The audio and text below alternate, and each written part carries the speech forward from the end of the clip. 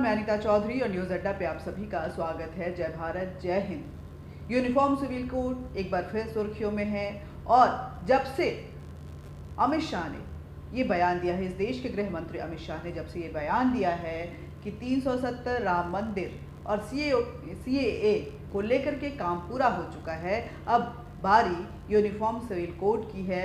लेकिन पब्लिक जो है वो पॉपुलेशन कंट्रोल पे भी इंतज़ार करी है। बहरहाल यूनिफॉर्म सिविल कोड पे सरकार जागी है और इसको लागू करने के लिए कहीं सुगबुगाहट शुरू हो चुकी है। ऐसी उम्मीद जताई जा रही है कि अगला सेशन जब पार्लियामेंट का शुरू होगा तो कहीं ना कहीं इस मसौदे को टेबल किया जाएगा, कैबिनेट से पास किया जाएगा, राज्यसभा लोकसभा में पेश किया जाएगा और उम्मीद की जा रही है लोकसभा में तो पेश हो ही जाएगा, राज्यसभा में भी सर्वसहमति के साथ इस देश को एक एकल कानून के साथ एक बार चलाने की प्रक्रिया जो है वो शुरू हो जाएगी। लेकिन इसको लेकर के मुस्लिम पर्सनल लॉ बोर्ड जो है उनकी सुगबुगाहट भी शुरू हो चुकी है। उन्होंने स्टेटमेंट जारी करते हुए इसका विरोध किया है। जो लोग शरिया कानून में विश्वास रखते हैं, जो लोग ट्रिपल तलाक को अपनी सहमति देते हैं, जो लोग हिजाब पे हंगामा खड़े करते हैं, जो लोग महिलाओं को हक नहीं देते हैं, जो लोग खतना जैसे कुरीतियों पे विश्वास करते हैं, वो उन लोगों को इस देश में यूनिफॉर्म लॉ जो है वो पसंद नहीं है। हालांकि संविधान की दुहाई देते रहते हैं, संविधान में भी इसका जिक्र है, लेकिन इस देश की संविधान में अगर अमेंडमेंट होता है जो उनको कहीं ना कहीं रास नहीं आता है तो उसकी वो पूरे तरीके से विरोध करना शुरू कर देते हैं। अब आपको मैं बताती हूँ, सबसे पहले आपको बताती हूँ कि क्यों पर्सनल लॉ बोर्ड जो है वो परेशान है यूनिफॉर्म सिविल कोड को लेकर के, और खुद शरिया कानून जिसको कि पर्सनल लॉ जो है वो लेकर के चलता है उसमें कितनी परेशानियां हैं। उसके बाद आपको हम बताएंगे कि यूनिफॉर्म सिविल कोड क्यों ज़रूरी है, वो आपको बताएंगे इस देश के जाने माने लॉयर अश्विनी उपाध्याय जी। लेकिन सबसे पहले जानते हैं कि ये शरिया कानून वाले पर्सनल लॉ बोर्ड को क्यों नहीं रास आ रहा है uniform civil code. Uniform civil code की परेशानियों को अगर देखें तो मुस्लिम पर्सनल लॉ में बहुविवाह करने की छूट है, लेकिन अन्य धर्मों में एक पति एक पत्नी के नियम हैं और बहुत कड़ाई से इसको लागू किए जाते हैं। अगर आप अलग भी होना चाहते हैं तो वो नियम भी बहुत कड़े हैं।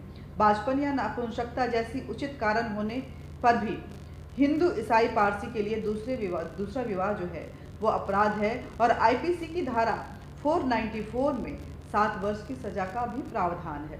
इसलिए कई लोग दूसरा विवाह करने के लिए मुस्लिम धर्म अपना लेते हैं। भारत जैसे सेकुलर देश में 4 निकाह जायज है, जबकि इस्लामिक देश पाकिस्तान में पहली बीवी की इजाज़त के बिना शौहर दूसरा निकाह नहीं कर सकता। एक पति एक पत्नी किसी भी प्रकार से धार्मिक या मजहबी विषय नहीं है, बल्कि सिविल राइट, ह्यूमन राइट और राइट टू डिग्निटी का मामला है। इसलिए यह जेंडर न्यूट्रल और रिलीजन न्यूट्रल होना चाहिए। लेकिन मुस्लिम पर्सनल लॉ बोर्ड शरिया कानून की हिमायतगिरी करता है और इसका विरोध कर रहा है। देवबंद से लेके दारुल उलेमा तक जितने भी मुस्लिम गुरु अपने आप को कहते हैं, मुस्लिम स्कॉलर कहते हैं, वो कहते तो स्कॉलर हैं लेकिन बात जाहिलों वाली करते हैं। वो यूनिफॉर्म सिविल कोड का विरोध कर रहे हैं और ऐसे कुरीतियों वाले पर्सनल लॉ जिसको कि शरिया लॉ है उसकी हिमायतगिरी कर रहे हैं। दूसरी जो परेशानी इसमें, विवाह के न्यूनतम उम्र सबके लिए समान नहीं है। मुस्लिम लड़कियों की जो एडल्ट एज है उसको कोई निर्धारित नहीं कर सकता और माहवारी शुरू होने पर लड़की निकाह के योग्य हो जाती है, शरिया में ऐसा लिखा है। इसीलिए 9 वर्ष की उम्र में 9 वर्ष की उम्र की लड़कियों का भी निकाह कर दिया जाता है, जबकि अन्य धर्मों में लड़कियों के विवाह के न्यूनतम उम्र जो है वो 18 वर्ष है, लड़कों के विवाह की उम्र 21 वर्ष है। विश्व स्वास्थ्य संगठन कई बार कह चुका है कि 20 वर्ष से पहले लड़की शारीरिक और मानसिक रूप से परिपक्व नहीं होती है और 20 वर्ष से पहले गर्भधारण करना कहीं ना कहीं उसके लिए जो है वो हानिकारक होता है। लड़का भी इसी तरह से 21 वर्ष से पहले दोनों की मानसिक रूप से परिपक्व नहीं होते हैं। 21 वर्ष से पहले तो बच्चे ग्रेजुएशन भी नहीं कर पाते हैं। ऐसे में जो 21 वर्ष से पहले की जो उम्र है, आर्थिक रूप से भी वो आत्मनिर्भर नहीं होने के कारण कहीं ना कहीं गलत है। भारत सरकार भी इस पर विचार कर रही है। लड़कियों की शादी की उम्र 21 वर्ष करने के लिए कैबिनेट से पास हो चुका है। इसलिए विवाह की न्यूनतम उम्र जो है एक समान होनी चाहिए, चाहे वो मुस्लिम लड़कियां हों, चाहे वो हिंदू लड़कियां हों, क्योंकि उनके स्वास्थ्य का ख्याल जो रखना इस देश का धर्म है। वो स्वस्थ रहेंगी तभी यह देश भी स्वस्थ रहेगा। ये सोचते हुए यूनिफॉर्म सिविल कोड कितना ज़रूरी है इस देश के लिए, ये समझना बेहद ज़रूरी है। क्योंकि लड़कियां 9 वर्ष की उम्र में और लड़के कुछ इसी तरह की उम्र में अगर शादी के बंधन में बंध जाते हैं, फिर उसके बाद उनके अंदर जो एक अलग तरह की मानसिक डिस्टर्बेंस पैदा होती है, जिसमें कि आर्थिक लाचारी और ये सारी चीज़ें इन्वॉल्व रहती हैं, और उसको लेकर के उसके बाद जो उनका मैरिड लाइफ है कितना डिस्टर्ब होता है, जिससे समाज में कई तरह की कुरीतियाँ और क्राइम जो है पनप सकता है। विवाह की न्यूनतम उम्र किसी भी धार्मिक या मजहब का विषय नहीं है, बल्कि सिविल राइट और ह्यूमन राइट का मामला है। इसलिए यह भी जेंडर न्यूट्रल और रिलीजन न्यूट्रल होना चाहिए। इसलिए भी यूनिफॉर्म सिविल कोड इस देश में बेहद ज़रूरी है। शरिया कानून के इन नियमों का बहिष्कार करना बेहद ज़रूरी है। लड़कियों को उनका अधिकार मिलना बहुत ज़रूरी है। मुस्लिम लड़कियां हों चाहे हिंदू लड़कियां हों, उनको मेन स्ट्रीम लाइन में आना बेहद ज़रूरी है। 3 तलाक अवैध घोषित होने के बावजूद अन्य प्रकार की मौखिक तलाक, तलाक हसन एवं तलाक अहसन आज भी मान्य है, और इसमें भी तलाक का आधार बताने की बाध्यता नहीं है, और केवल 3 महीने की प्रतीक्षा करना है। जबकि अन्य धर्मों में केवल न्यायालय के माध्यम से ही विवाह विच्छेद हो सकता है। हिंदू, ईसाई, पारसी दंपत्ति सहमति से भी मौखिक विवाह विच्छेद की सुविधा से वंचित हैं, वो नहीं हो सकते हैं। तलाक उनके लिए इतना आसान नहीं है। मुस्लिमों में प्रचलित तलाक का न्यायपालिका के प्रति जवाबदेही नहीं होना भी एक बहुत बड़ी कुरीति है, जिसके कारण मुस्लिम बेटियों को हमेशा भय के वातावरण में रहना पड़ता है, और इस डर से उनको जीना पड़ता है कि कभी भी उनका तलाक हो सकता है, और इस तलाक के लिए अदालत में वो गुहार नहीं लगा सकती हैं। अदालत के दरवाजे उनके लिए बंद हैं। तुर्की जैसे मुस्लिम बाहुल्य देश में भी किसी तरह का मौखिक तलाक मान्य नहीं है। इसलिए तलाक का आधार भी जेंडर न्यूट्रल, रीजन न्यूट्रल और राइट टू ह्यूमैनिटी का मसला है। इसके लिए भी यूनिफॉर्म सिविल कोड का आना बेहद ज़रूरी है। मुस्लिम कानून में मौखिक वसीयत एवं दान मान्य है, लेकिन अन्य धर्मों में केवल पंजीकृत वसीयत एवं दान ही मान्य है। इसलिए मुस्लिम कानून में 1/3 से अधिक संपत्ति का वसीयत नहीं किया जा सकता है, जबकि अन्य धर्मों में 100% संपत्ति का वसीयत किया जा सकता है। वसीयत और दान किसी भी तरह से धार्मिक या मजहबी विषय नहीं है।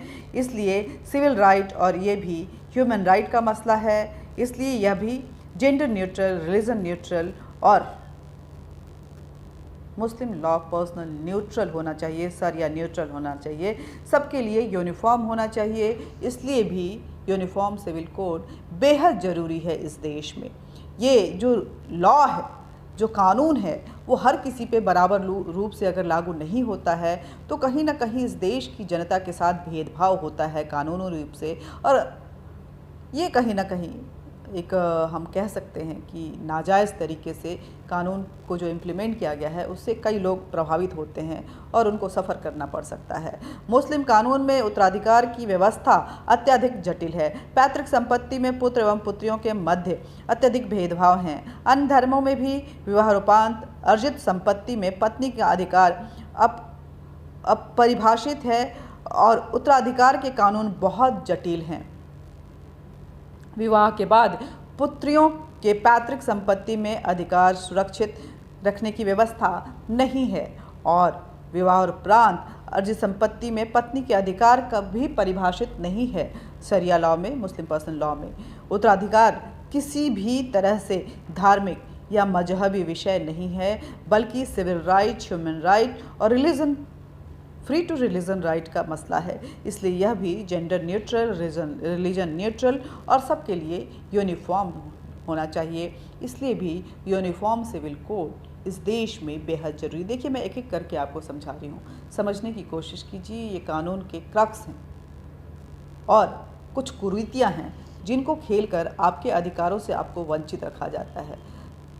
धर्म के नाम पर अगर आप अपने अधिकार को गुलामी की जंजीर में बांधेंगे या उसको गिरवी रखेंगी, तो ये आपके लिए आज जितना परेशानी का सबब है, कल उससे 10 गुना परेशानी का सबब होगा, क्योंकि लोग हमेशा कानून की आड़ में दूसरे के अधिकारों को दबाने की, छीनने की कोशिश करते हैं। वो आपका भी अधिकार हो सकता है। इसलिए मेरी आग्रह है मुस्लिम बेटियों से, मुस्लिम महिलाओं से और मुस्लिम वर्ग के उन जागरूक पुरुषों से कि वो यूनिफॉर्म सिविल कोड के साथ अपनी आवाज़ मिलाते हुए इस देश में एक साथ एक तरह के कानून को लागू करवाकर अपने भी अधिकारों को सम्मानित करें, उसको स्थापित करें। विवाह विच्छेद तलाक का आधार भी सबके लिए एक समान नहीं है। विवाचार के आधार पर मुस्लिम अपनी बीवी को तलाक दे सकता है, लेकिन बीवी अपने शौहर को तलाक नहीं दे सकती है। कितनी बड़ी कुरीति है ये।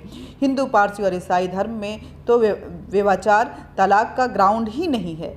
कोड जैसे लाइलाज बीमारी के आधार पर हिंदू और ईसाई धर्म में तलाक नहीं हो सकता है, लेकिन पारसी और मुस्लिम धर्म में ऐसे प्रावधान हैं। कम उम्र में विवाह के आधार पर हिंदू धर्म में विवाह विच्छेद हो सकता है, लेकिन पारसी, ईसाई, मुस्लिम में यह संभव नहीं है। विवाह विच्छेद किसी भी तरह से धार्मिक या मजहबी विषय नहीं है, बल्कि सिविल राइट और ह्यूमन राइट का मसला है। इसलिए भी यह पूर्णतः जेंडर न्यूट्रल, रिलीजन न्यूट्रल होना चाहिए और सबके लिए यूनिफॉर्म होना चाहिए। यूनिफॉर्म सिविल कोड इसलिए भी ज़रूरी है कि राइट टू डिवोर्स जो है वो उसमें बराबरी का अधिकार होना चाहिए। ऐसा नहीं है कि मैं दे दूं और तुम ना दे सको, तुमको बंधे ही रहना पड़ेगा।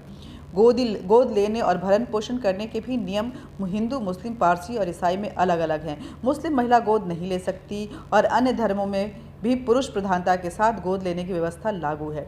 गोद लेने का अधिकार किसी भी तरह से धार्मिक या मजहबी विषय नहीं है, बल्कि सिविल राइट और ह्यूमन राइट का मसला है। इसलिए यह भी पूर्णतः जेंडर न्यूट्रल, रिलीजन न्यूट्रल और मुस्लिम लॉ पर्सनल बोर्ड से न्यूट्रल होना चाहिए, शरिया न्यूट्रल होना चाहिए। सबके लिए यूनिफॉर्म होना चाहिए, तभी देश में हर किसी को समान अधिकार और समान न्याय मिल पाएगा। विवाह विच्छेद के बाद हिंदू बेटियों को तो गुजारा भत्ता मिलता है, लेकिन तलाक के बाद मुस्लिम बेटियों को गुजारा भत्ता मिलने का प्रावधान नहीं है। गुजारा भत्ता किसी भी तरह धार्मिक या मजहबी विषय नहीं है, बल्कि सिविल राइट और ह्यूमन राइट का मसला है। इसलिए यह पूर्णतः जेंडर न्यूट्रल और रिलीजन न्यूट्रल होना चाहिए। सबके लिए यूनिफॉर्म होना चाहिए। भारतीय दंड संहिता के तर्ज पर सभी नागरिकों के लिए एक समग्र, समावेशी और एकीकृत भारतीय नागरिक संहिता लागू होना चाहिए। मतलब यूनिफॉर्म सिविल कोड लागू होना चाहिए। विवाह विच्छेद के बाद सभी बहन बेटियों को गुजारा भत्ता मिले, ऐसे प्रावधान हर धर्म के से ऊपर उठ के हर बेटी को मिलना चाहिए, चाहे वह हिंदू हो या मुसलमान हो, पारसी हो या ईसाई हो। धर्म, जाति, क्षेत्र, लिंग आधारित विसंगति समाप्त होनी चाहिए। यूनिफॉर्म सिविल कोड इसलिए भी जरूरी है। पैतृक संपत्ति में पुत्र पुत्री तथा बेटा बहू को समान अधिकार प्राप्त नहीं है और धर्म क्षेत्र में लिंग आधारित विसंगतियां हैं। विरासत और संपत्ति का अधिकार किसी भी तरह से धार्मिक या मजहबी विषय नहीं है, बल्कि राइट टू ह्यूमन और फ्री टू रिलीजन का मसला है। यह पूर्णतः जेंडर न्यूट्रल और रिलीजन न्यूट्रल फ्री होना चाहिए और इसलिए भी यूनिफॉर्म सिविल कोड जरूरी है, क्योंकि न्याय सबके लिए यूनिफॉर्म होना चाहिए, अधिकार सबके लिए यूनिफॉर्म होना चाहिए और समाज की तरफ ड्यूटी भी, कर्तव्य भी सबके लिए यूनिफॉर्म होना चाहिए। इसमें भेदभाव कहीं ना कहीं समाज के साथ अन्याय है। देश में एक ऐसा कानून होना चाहिए जो सबके लिए बराबर हो और इसलिए भी यूनिफॉर्म सिविल कोड बेहद बेहद जरूरी है। सुनिए क्या बोल रहे हैं अश्विनी उपाध्याय तफ्तीश से समझाते हुए कि यूनिफॉर्म सिविल कोड का आखिर मसला क्यों अत्यंत महत्वपूर्ण है और देश में लागू करना क्यों जरूरी है। देखिए, पहली बात तो आप इसको समझिए, ये मेरे हाथ में संविधान है। संविधान और कॉन्स्टिट्यूशन अलग अलग चीज है। संविधान दो शब्दों से मिलकर बना है, संविधान।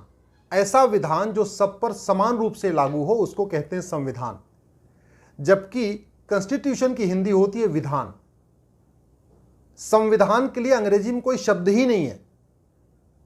कॉन्स्टिट्यूशन मिलता जुलता है लेकिन एकदम एज इट इज संविधान नहीं है।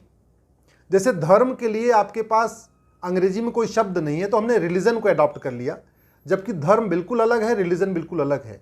धर्म पिता का धर्म, पुत्र का धर्म, पत्रकार का धर्म, वकील का धर्म, डॉक्टर का धर्म, इंजीनियर का धर्म, मंत्री का धर्म, सांसद का धर्म, विधायक का धर्म, ये होता है धर्म। लेकिन रिलीजन होता है मुस्लिम का, क्रिश्चियनिटी का, पारसी का। तो रिलीजन और धर्म अलग अलग है। वैसे ही संविधान बिल्कुल अलग है, कॉन्स्टिट्यूशन बिल्कुल अलग है।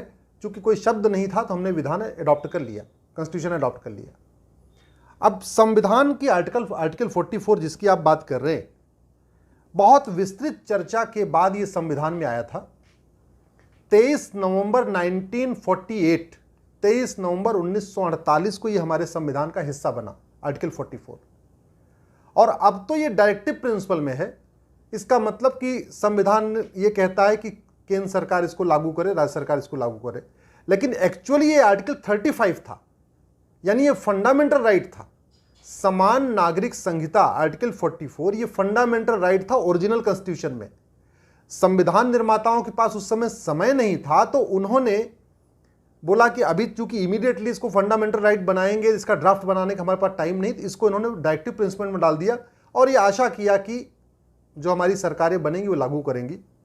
ये दुर्भाग्य की बात है कि 125 बार अब तक संविधान बदला जा चुका है, 5 बार सुप्रीम कोर्ट का फैसला पलटा जा चुका है, लेकिन आर्टिकल 44 यानी समान नागरिक संहिता, यूनिफॉर्म सिविल कोड आज तक लागू नहीं हो पाया। लागू करना तो छोड़िए, आज तक उसका ड्राफ्ट भी नहीं बन पाया।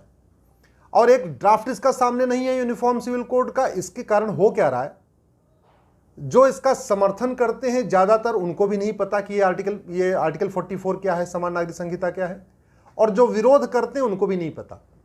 एक तरीके से यूनिफॉर्म सिविल कोड एक पॉलिटिकल फुटबॉल बन गया है।